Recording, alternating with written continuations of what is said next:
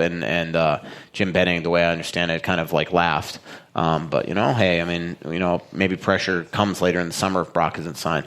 My guess is Brock is going to sign there. Good questions. Thank you. Hey, so Ben Wilkie, did you want the tickets to the 3M? Yeah. Awesome. They're yours. So I'll hook you up with Tony Hoaglund. You can Google him or you can come talk to me. We'll get your email, whatever you want to do, but we'll make sure you get those tickets. Thanks for coming out. Yes, sir. So, Russo, in your opinion, what comes first, your 500th episode or a wild playoff win? Ooh. No offense, but it won't be the 500th episode. Well, I don't know if we're going to make it to 205, but I appreciate the sentiment. So give him an answer. You have not answered the man's question. What? He's joking. Yeah. I don't think he's joking. Well, Hey, I'm Mr. Positive these days. As he pretends to look on his phone so he doesn't have to answer the question. And guy butters you up one time on an airplane, and now it's just lollipops and sunshine. Who? Fenton. Oh, no.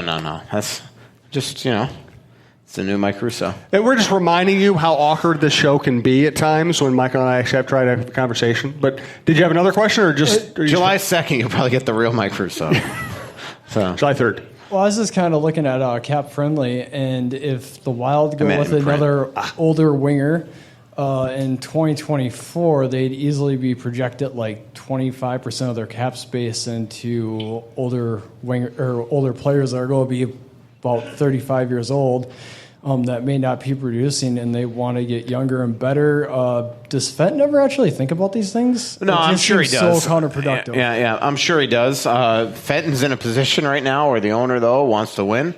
And so, I mean, it really is that simple. I don't know what Paul... I think that Paul really, really, really, really wants Joe Pavelski, regardless of age, regardless of pressure that he might be getting from the owner or things like that. But look, they want to win. And as long as Parise and Suter are here, you can never really go into your full rebuild. So the reality is that as long as $16 million almost is taken up by those two, 15.2 or whatever it is, you're probably, this is kind of the way that they're going to construct the team. And it's always going to be kind of going into free agency. But I get what you're saying. It does seem like an absolute a spinning cycle that just never ends. And, I'd be concerned too if all of a sudden in 3-4 years you got to buy players out or those guys are old.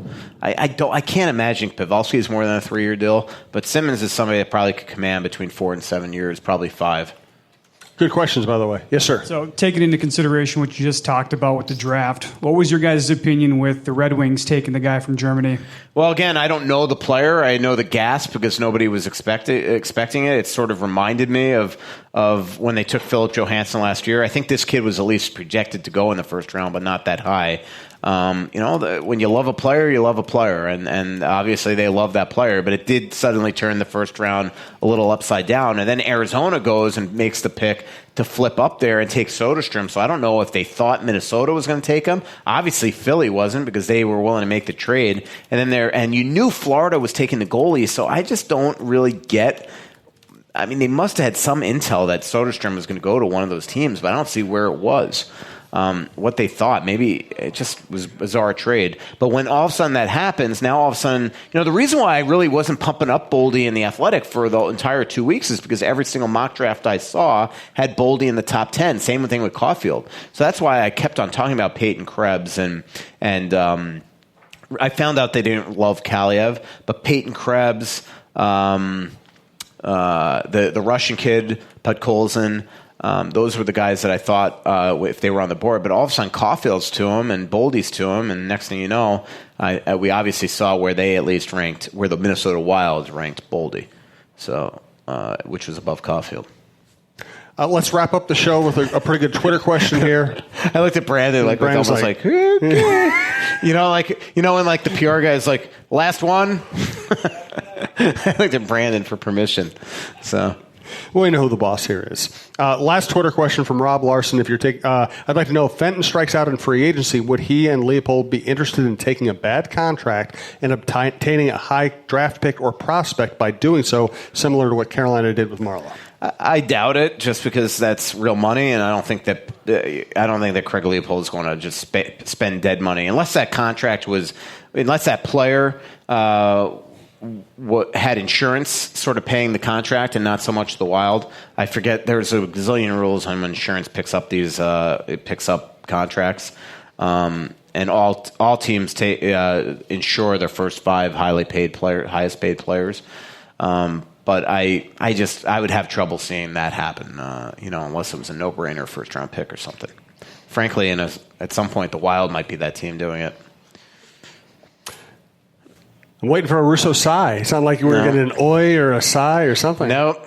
Okay. Before any more Russo sound effects, thank you all for being here. This is a huge thanks, crowd. everybody. I mean, there are always good crowds here, but this is a particularly huge crowd. We really appreciate you coming out.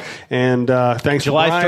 3rd. Thanks to Tin Shed. July I need 31st. to confirm this with Brian, but it looks like July 2nd and July 31st are our next 2 targeted times. Again, follow us on social media and follow Tin Shed on social media. We got a yes. Confirm. Okay, cool. We're going to do it at 7 o'clock. We'll continue to play around. I think 7 o'clock has worked pretty well so far. We'll continue to read your suggestions on future times. Now, in 1 second, I'd like you guys to give both Michael and Brandon a round of applause for putting up with me. But again, I want to emphasize that we have to thank you. We would not still be doing the show. My network would not still be alive if it weren't for people who listened and went out of their way to help us out, basically. So rummage through those books too. Please, Michael doesn't want to have to carry these to his car. Please take these and just recycle them. Take them to Goodwill. Do whatever you want.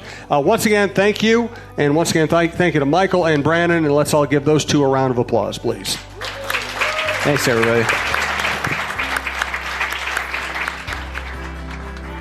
Pretty little city built on a hillside. Music in the bars and fire in the sky. We went to the beach and it was covered in ice. And I used to call it home. So much coming out, there's nothing going in. I know that you feel like you're never gonna win. Oh, but the world won't forgive a winner. Edit that out.